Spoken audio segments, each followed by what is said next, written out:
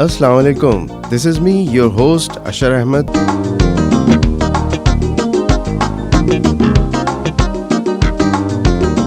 How are you fellows? How are you spending your life, your studies, your activities? I hope you are doing good and must be in a good state of health. But you must be having a hard time dealing with the scorching sun and must be recalling the chilly wintry weather. Well, as a friendly advice, I would like to share some precautions with you in order to cope with the hot weather.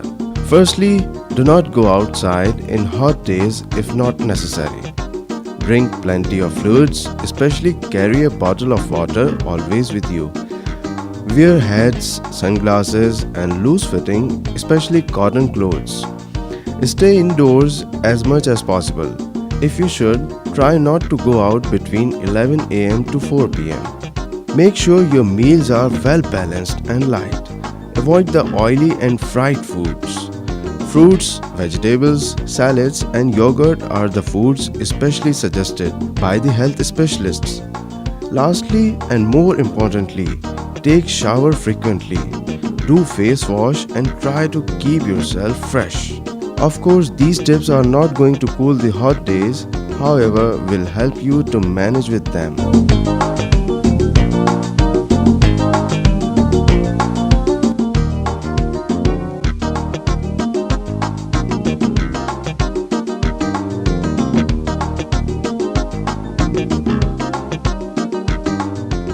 Now, listen to this segment, Poet Diaries, which is being presented by Mariam Siddiqui.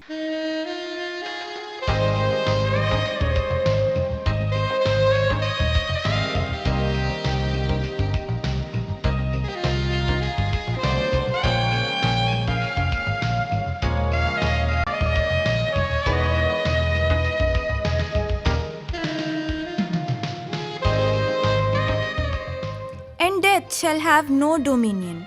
Dead man naked, they shall be one with the man in the wind and the west moon. When their bones are picked clean and the clean bones gone, they shall have stars at elbow and foot. Though they go mad, they shall be sane. Though they sink through the sea, they shall rise again. Though lovers be lost, love shall not, and death shall have no dominion. These were verses from one of Dylan Thomas' famous poem, And Death Shall Have No Dominion. Hi, my name is Mariam Siddiqui and I welcome you all to our segment Poet Diaries. Today I'll be talking about Dylan Thomas. Dylan Thomas was born on 27th October 1914 in Swansea, the son of Florence Hannah, a seamstress, and David John Thomas, a teacher. His father had a first-class honours degree in English from University College and ambitions to rise above his position teaching English literature at a local grammar school. Thomas had one sibling, Nancy, who was 9 years older than him. The red brick semi-detached house at 5 CWM Donkin Drive, in which Thomas was born and lived until he was 19, had been bought by his parents in the respectable area of the Uplands a few months before his birth.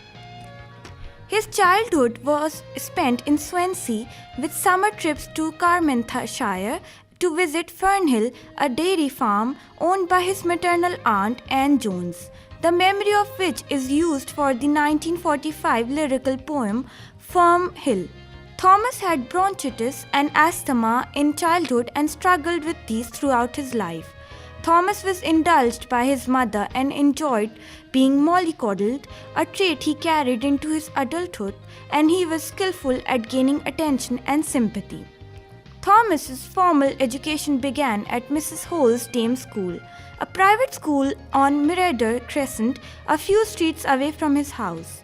He described his experience there in quite early one morning. Never was there such a dame school as ours, so firm and kind and smelling galoshes, with the sweet and fumbled music of the piano lessons drifting down from upstairs to the lonely schoolroom, where only the sometimes tearful wicket sat over undone sums or to repent a little crime. The pulling of a girl's hair during geography, the sliced skin kick under the table during English literature. Thomas was a teenager when many of his poems for which he became famous were published. And death shall have no dominion, before I knocked, and the force that through the green fuse drives the flower. And Death Shall Have No Dominion appeared in the New English Weekly in May 1933. When Light Breaks, There Was No Sun Shines appeared in The Listener in 1934. It caught the attention of three senior figures in literary London: T.S. Eliot, Geoffrey Gregson, and Stephen Spender. They contacted Thomas, and his first poetry volume, 18 Poems, was published in December 1934. 18 Poems was noted for its visionary qualities, which led to critic Desmond Hawkins writing that work was the sort of a bomb that burst no more than once in 3 years. The volume was critically acclaimed and won a contest run by the Sunday Referee, netting him new admirers from the London poetry world, including Edith Sitwell and Edwin Moore. The anthology was published by Fortune Press, in a part a vanity publisher that did not pay its writers and expected them to buy a certain number of copies themselves. A similar arrangement was used by other new authors, including Philip Larkin. In December 1935, Thomas contributed the poem "The Hand That Signed the Paper" to issue 18 of the bi-monthly New Verse. In 1936, his new collection, 25 Poems published by J.M. Dent, also received much critical praise. In all, he wrote half his poems while living at CWM Donkin Drive before moving to London. It was the time that Thomas's reputation for heavily drinking developed. By the late 1930s, Thomas was embraced as the poetic herald for a group of English poets, the New Apocalyptists. Thomas refused to align himself with them and declined to sign their manifesto. He later stated that he believed they were intellectual muckpots leaning on a theory. Despite this, many of the group, including Henry Treece, modeled their work on Thomas. Thomas married Kathleen at the Registrar Office in Penzance, Cornwall on 11 July 1937. In early 1938, they moved to Wales, renting a cottage in the village of Lawhorn, Carmarthenshire. Their first child, Llewellyn Edward, was born on 30th January 1939. In 1939, The Map of Love appeared as a collection of 16 poems and 7 of the short stories published by Thomas in the magazines since 1934. 10 stories in his new book, Portrait of the Artist as a Young Dog, 1940, were based less on lavish fantasy than The Map of Love and more on real-life romances featuring himself in Wales. Sales of both books were poor, resulting in Thomas living a meager feast from writing and reviewing. At this time, he borrowed heavily from friends and acquaintances. Hounded by creditors, Thomas and his family left Lawhorn in July 1940 and moved to the home of critic John Davenport in Marshfield. There, Thomas collaborated with Davenport on the satire The Death of the King's Canary, though the work was not published until 1976. At the outset of the Second World War, Thomas was worried about conscription and referred to his ailment as an unreliable lung. Coughing sometimes confined him to bed, and he had a history of bringing up blood and mucus. After initially seeking employment in a reserved occupation, he managed to be classified Grade 3, which meant that he would be among the last to be called up for service. Saddened to see his friends going on active service, he continued drinking and struggled to support his family. He wrote begging letters to random literary figures asking for support, a plan he hoped would provide a long-term regular income. However, Thomas supplemented his income by writing scripts for the BBC, which not only gave him additional earnings but also provided evidence that he was producing essential war work. In February 1941, Swansea was bombed by the Luftwaffe in a 3-night blitz.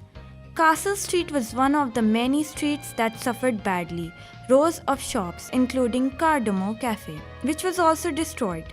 Thomas walked through the bombed-out shell of the town centre with his friend Beorhtric. Upset at the sight, he concluded, "Our Swansea is dead." Soon after the bombing raids, Thomas wrote a radio play, Return Journey Home, which described the cafe as being razed to the snow. The play was first broadcast on 15 June 1947. The Cardoma Cafe reopened on Portland Street after the war. In May 1941, Thomas and Kathleen moved to London, leaving their son with his grandmother at Blashford in Hampshire. Thomas hoped to find employment in the film industry and wrote to the Director of Films Division of the Ministry of Information. After being rebuffed, he found work with Strand Films, providing him with his first regular income since the Daily Post. Strand produced films for the MOI. Thomas scripted at least 5 films in 1942. This is Colour, A History of the British Dyeing Industry, and New Towns for Old, on post-war reconstruction. These Are the Men, 1943, was a more ambitious piece in which Thomas's verse accompanies Leni Riefenstahl's footage of an early Nuremberg rally. Conquest of a Germ, 1944, explored the use of antibiotics in the fight against pneumonia and tuberculosis. Our Country, 1945, was a romantic tour of Britain set to Thomas's poetry. In 1944, with the threat of German flying bombs on London, Thomas moved to the family cottage in Blind, CWM, near Langane, where Thomas resumed writing poetry, completing Holy Spring and Vision and Prayer. In September, Thomas and Kathleen moved to the New Quay in West Wales, which inspired Thomas to pen the radio piece Quite Early One Morning, a sketch for his later work Under Milkwood. One of the poetry written at his time of note is Fernhill, believed to have been stated while living in New Quay, but completed at Blaine CWM in mid-1945. Although Thomas had previously written for the BBC, it was a minor source of income and the occurrences intermittent. In 1943, he wrote and recorded a 15-minute talk entitled Reminiscence of Childhood for the Welsh BBC. In December 1944, he recorded the Quite Early One Morning, produced by Aneurin Talfon Davies, again for the Welsh BBC, but when Davies offered it for national broadcast, BBC London turned it down. On 31st August 1945, the BBC Home Service broadcast Quite Early One Morning, and in the 3 years beginning October 1945, Thomas made over 100 broadcasts for the corporation. Thomas was employed not only for his poetry readings but for discussions and critiques. The boathouse, Lawharney, was the Thomas family home from 1945. In the center of a cluttered whitewashed room stands a red table with 2 chairs. Behind is a double window with simple brown curtains. Writing paraphernalia is strewn across the room. By late September 1945, the Thomases had left Wales and were living with various friends in London. The publication of Death and Entrances in 1946 was a turning point for Thomas. Poetic and critic Walter J. Turner commented in The Spectator, "This book alone, in my opinion, ranks him as a major poet." On the evening of 27th October, Thomas attended his 39th birthday but felt unwell and returned to his hotel within an hour. The next day he took part in Poetry and the Film, a recorded synopsis at Cinema 16 with well-known panelists. Thomas was admitted to the emergency ward at St. Vincent's Hospital at 1:58 am. He was comatose, and his medical notes state that impression upon admission was acute alcoholic encephalopathy, damage to the brain by alcohol, for which the patient was treated with response. Kathleen flew to America the following day and was taken to the hospital, by which a tracheotomy had been performed. Her reported first words were, "Is the bloody man dead yet?" She was allowed to see Thomas only for 40 minutes in the morning. Thomas died at noon on 9th November, still in a coma. A post-mortem gave the primary cause of death as pneumonia, with pressure on the brain and a fatty liver as contributing factors. Following his death, Thomas's body was brought back to Wales for burial in the village churchyard at Lawharney. Thomas's funeral took place at St. Martin's Church on 24th November. Thomas's coffin was carried by 6 friends from the village. His widow Kathleen died in 1994 and was buried along his side. Thomas's father died on 16 December 1952 and his mother Florence in August 1958. Thomas's eldest son Leuven died in 2000, his daughter Arvani in 2009 and his youngest son Colm in 2012. Thank you.